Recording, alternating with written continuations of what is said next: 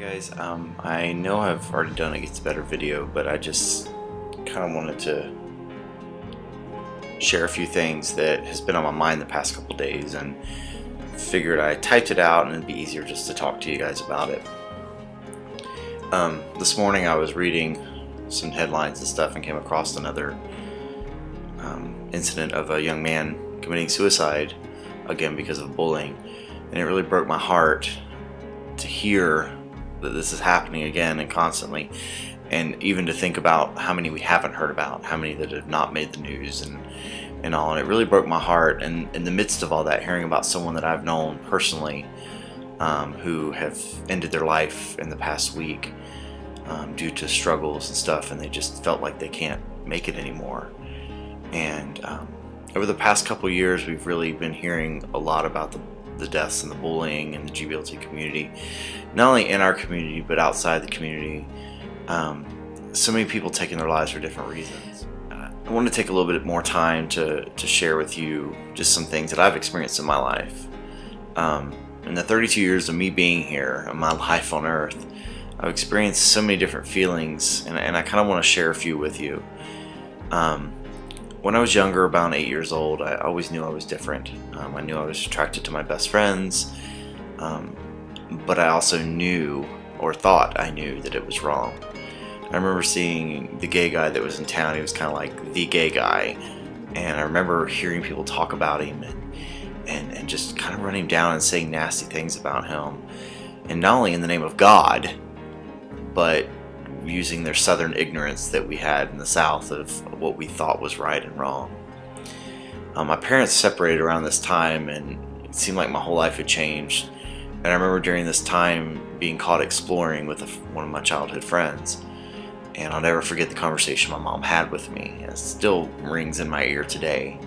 Now understand, my mom wasn't being mean. She was just using her knowledge of what she knew back then in the 80s.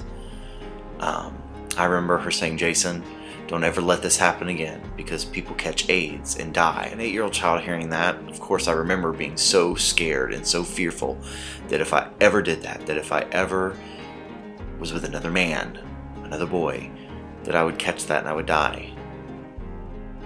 Not long after that, I remember in elementary school, the kids making fun of me and calling me names, sissy and other things, and it was obvious that I was different. I mean, I wasn't the masculine one that everyone thought I should be, you know, the stereotypical man, stereotypical guy, doing those things that we were supposed to do as boys. And it always hurt. It always really hurt that I couldn't fit in. I would do everything I could to fit in. Even growing up in church, I remember going through some rough times with the men in the church calling me a sissy and physically doing things to me to toughen me up. And finally I kind of caught on and learned that if I didn't cry, they'd stop, because it was making me tougher. Through that physical and emotional pain, I look back and I realize that for a long time I had a lot of anger and hatred toward them, and it really was their ignorance. They didn't know any better. It was something that they were taught. It was the way they were grown up, that boys should act certain ways and men should do certain things, and if you didn't, you weren't man enough. Growing up in a Christian middle school and high school, the bullying and picking really continued. I remember classmates would call me names. They, you know, had a nickname for me. Defago was one of my nicknames, and homo and all these other names, sissy, you name it, they called it to me. I remember over the years, friends, they really tried to stand up for me, but it didn't help. I mean, it was still hurt. The pain was there. I mean, these people that were my classmates in a small school didn't want anything to do with me because I was different, and it really hurt. I remember in church hearing teachings and even in school about how it was an abomination and God didn't like the gays, and I remember doing everything I could to change, and going through counseling and going through the deliverances and all this stuff that I thought I had to do to change, and I felt abandoned and just rejected.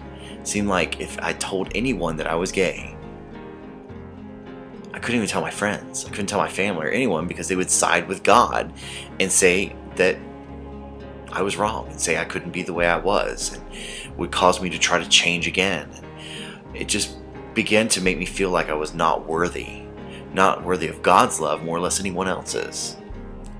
After all these years later, now that I've come out and been in ministry, I look back at all the pain and heartache, and I really try to feed off of what I learned from others and their ignorances and their mistakes and even my mistakes for believing what I was told so many times. For someone to tell you to toughen up, it's not the answer. It's not easy to toughen up. Everyone's pains are different. Everyone's heartaches are different.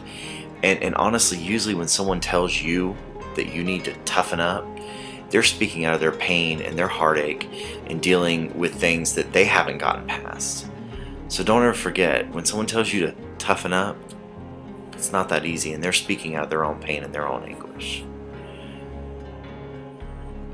In my life, I've really tried to be there for anyone that I could, supporting and loving them and doing anything I could to help.